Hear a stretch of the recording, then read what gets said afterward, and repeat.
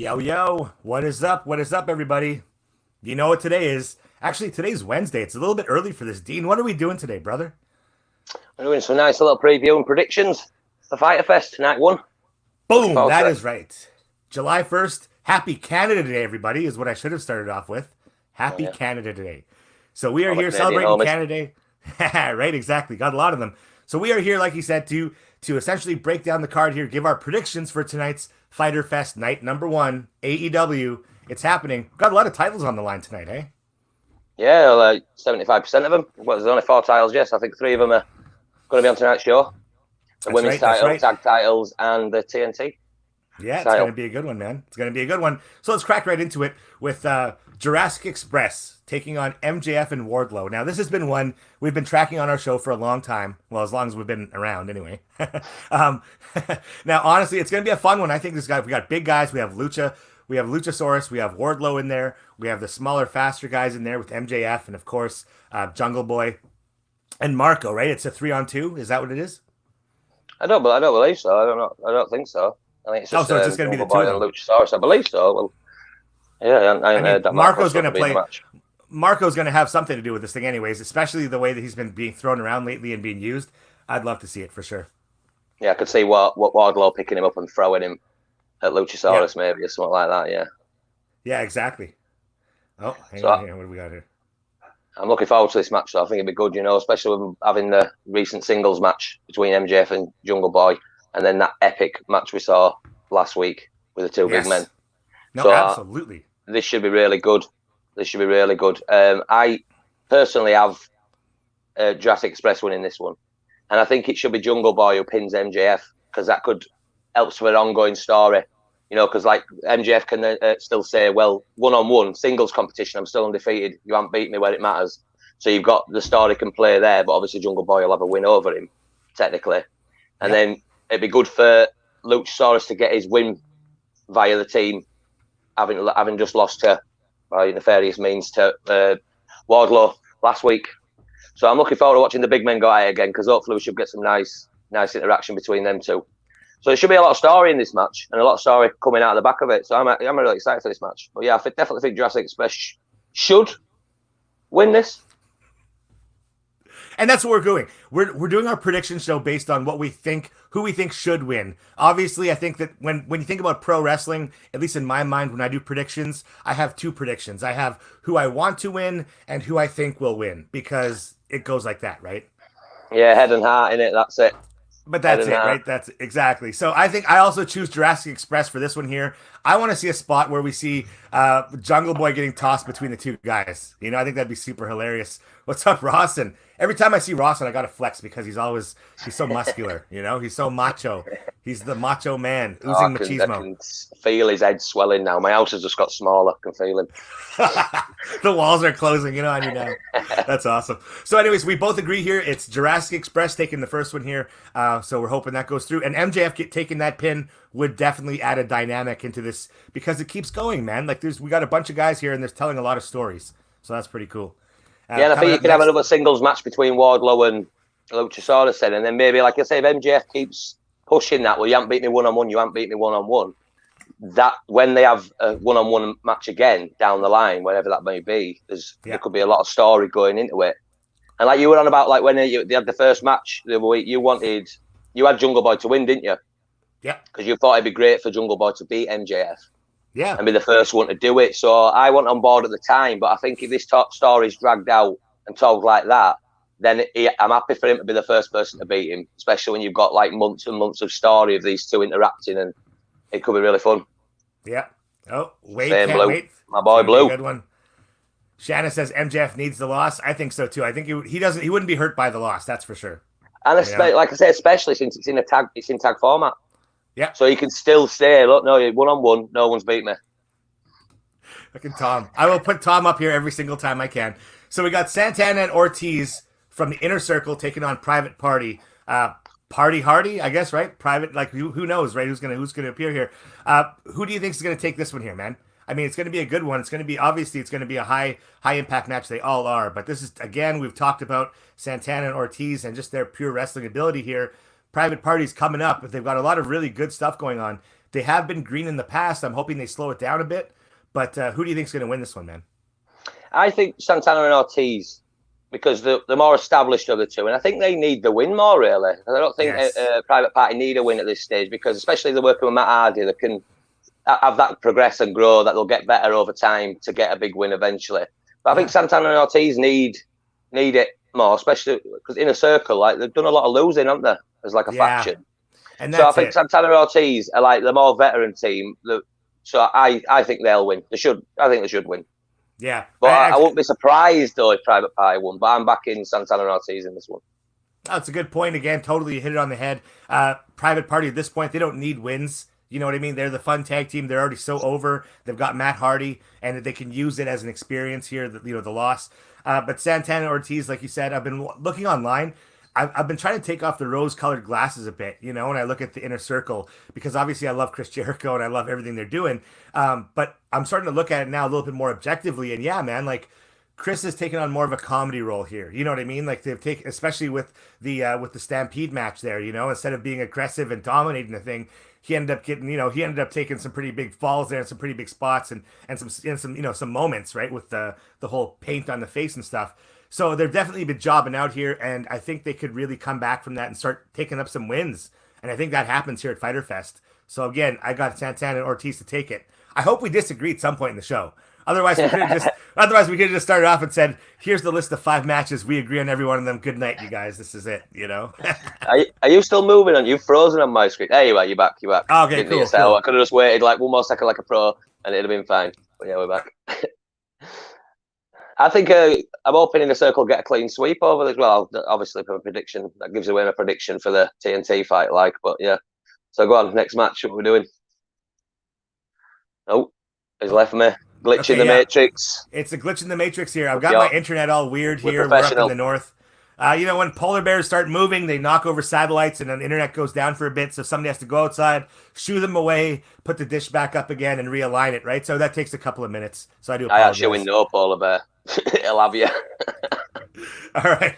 So up here, we've got the first title match of the night. We have 3 title matches tonight, actually, physically tonight, Wednesday night. It's July 1st. The first one being, I don't know how the card's going to play out, but it's the first one we're talking about.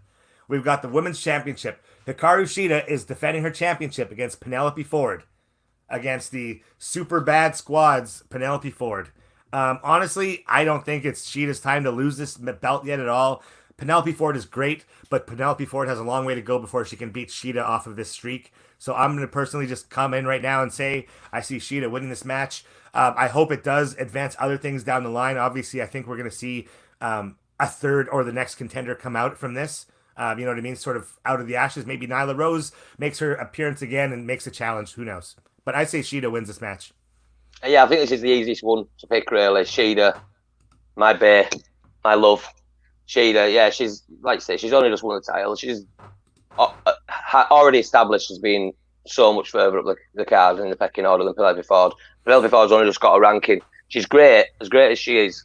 Like you say, she's more for the future. This is more like, this will be good experience for her. Hopefully they can put her over well in defeat. But I wouldn't mind if Shida just did something similar than she did midweek and just wrecked her also to establish her as like completely dominant. Yeah. So either way, but I imagine with it being like a mini pay-per-view effectively, Ford will get time to shine and show what she can do. But I think this should be pretty much one-sided, and it's Shida. I think so too. I don't know if anybody's picking Penelope Ford over Shida in this one here. I can't say that. Please let us know. Message us, send us, call us at home, wake us up in the middle of the night and tell us why, because I'd like to hear it for sure. I like talking to crazy people. We'll see. All right. And now in one of the bigger matches we've got going on, man, I tell you, Hangman and Page, every time these guys are on the screen, it's just compelling. And I don't Hangman mean to be... and Page. Hangman, sorry. Oh, geez, sorry. Yeah, it's Hangman Omega. There we go.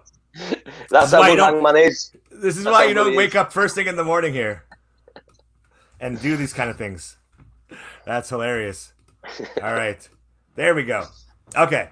So we got Hangman and Omega, versus the Best Friends. And whenever these guys, like I said, man, they've just got so much going on with this sort of, they're not friends, but they're very, very good professionals together. But I think that's going to be costing them in the end here. You know what I mean? I think but is it time yet?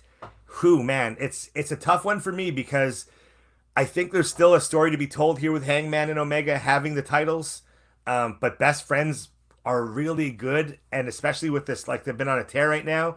And they're very legit. They're very, very worth the championship. So this is a tough one for me to call because if they're gonna start this Hangman and Omega split that everybody sees coming, they're gonna have to lose the belts at some point. This could be the start of it, but is it the time? I don't know. You know what I mean? Like, is there? But there's so many other tag teams that I would want to see them face for the titles. So who knows? But maybe best friends become the transitional champions. You know what? I'm gonna do it. I'm gonna say that this becomes the catalyst of it all. I'm gonna say that Omega and Hangman lose the belts tonight, just to really make Fyter Fest big because I think that's what they want. Is they want the show to be big and memorable, like a pay-per-view. So I say best friends win the tag team championships tonight. I don't agree. Like I think they're both Trent and Chuck. They're both fantastic workers. They're really good wrestlers. Every time you watch them, you forget how good they are. They always impress me. But the act itself, I don't know. It don't quite resonate with me. I think best friends as a group's become more appealing to me and more interesting with the addition of Orange Cassidy. Yeah. So I don't feel best friends are big enough to take it off two of the top stars in Omega and Page. So I think if you're going to have the dissension between them, I think the belts should still be part of that. Like you say, they should sow them seeds a lot more before then losing the belts. So I think Hangman and Omega are too good for the best friends at this stage, even though they've been, like you say, been on a tear, established as clean number one contenders. I don't know. I just don't know if the act's got enough traction for me to get up. But maybe that's heart over head. But I think Omega and Page will hold on to them. You think we might start to see a bit of the dissension because they've been pushing the fact that they're not the best friends and such. Best friend, blues on your side. The kid together, Canada Day, get that flag waving. Well, that's it, right? So Rawson says, I love Omega, but I feel since the start of AEW, he's taken a huge backseat. I think so, but I think that's been on purpose. I think that they know he was the biggest star they had going in there. So to have Kenny Omega be the biggest star in AEW right off the bat, I think they kind of give him a reset where he's kind of like, okay, start off at the zero again and then build yourself up. Will he get there again? 100%. But I think it's a slow burn they're doing with him. I don't agree. I think especially this year as much, just with all the tag titles things and all the Inner Circle versus Elite, I think he has been predominantly featured as one of the best via the tag division. So I think that would definitely, in the early days, basically all the Elite was scared to put themselves over. Yeah. They were scared of horror stories of like, promotions getting Cody taken. Wasn't. Well, you know what I mean? Cody. The Omni Cody. But yeah, so I think, especially in recent months, Omega has been heavily featured and looked really impressive via the tag scene. Yeah. No, absolutely. Omega's been great, but I think as far as like he's been a world champion all over, right? You know what I mean? He even won Mexico's, like he's right off Japan, you know what I mean? So I think he was my first bet to be their big first guy, right? I thought he was going to be the big first face to be like, okay, world champion right off the bat. But they took the longer road with him. So I like it, though. I like it. I just think they were genuinely scared, like, to have people say, oh, it's your company, course the Young Bucks are the tag titles, course Kenny Omega's the thing. And I think that's what they were scared of, even though they didn't realise that, no, we're all here because you are all the best. So it's okay if you're the champions. But they're getting there now, aren't they? They're building all that back up, like you say, so it's good. I think so, too, yeah. So, John, do you think it might end up eventually being Hangman versus Omega at All Out? It's not a bad shout, that. John, it's not a bad shout. Yeah, I think I think if it's going to be All Out, I think it happens tonight. I think they got to build up that for now. Right? Yeah. Because it's going to be, if they're going for All Out is in September, right? So that's going to be, And I think that'd be it. That's the time. And that's the perfect time frame. So we'll see. We'll see if it happens there. What else do we got here? Of course, now the big one, the main event here. The main event. I'm 50% excited for this one. Just kidding. I'm 100% excited for this one because I will call it right now. We will have a new TNT champion tonight. Tonight, the Inner Circle will claim back their throne. With Jericho on the commentary, Jericho is going to light... Okay, I'm sorry. I'm not going to talk about Chris Jericho here. Okay, he's awesome on commentary, though. You can big him up on commentary. He's fantastic on commentary. Yeah. I hope he does that when he retires from in-ring work. I think he's going to... It's his career, for sure. He knows it now. The writing is there. It's like, boom. This is where you're going to be, right? Because he's got so much knowledge, man.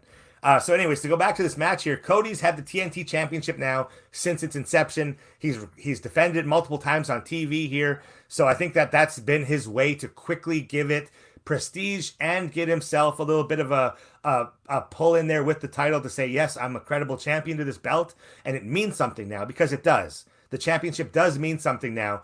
He's defended against a lot of credible guys in a short amount of time, but they've done that, so now Jake Hager can take this belt, and it's like, yes, now I've got this new championship, and I hope that it's going to be, I mean, could the gold one be ready now? Could they be finally making a second one, even though they've got this one on TV? Who knows? But I think Jake Hager wins it tonight, man. Jake is super impressive. He's a former world champion. He's a former Intercontinental champion or U.S. champion. He's got it all, man. He's the package for me, and I think this is where you really show that he's got legitimacy, and the Inner Circle takes their win, and they go back up on the rise. Dean? I agree. I think I want Hager to win as well, but I agree. I think it'd be a good move. It'd be a good move because, like you say, Hager's been established as quite a dominant force. So what a way to I want him to win, to prove that, and it'd be good for the Inner Circle to have a belt within that faction again. And that's why I think like he could win here, Santana and Ortiz could win, Jericho could win next week, and then they're not losers all of a sudden who are funny. They can be funny and legit and serious, and again have a title within that ranks. You can get some really good Inner Circle work then. So I think Jake Hager's looked great during the build up to this. Oh yeah, I loved him in that, like the little sports presentation of the press conference. I thought he was great in that. Without saying, I like how he put his fist up against Cody, and like when they were like Dustin and that jumped up as if he's supposed to back off. He's just stood there, just swigging his water. Like I don't sweat you at all. I don't fear you at all.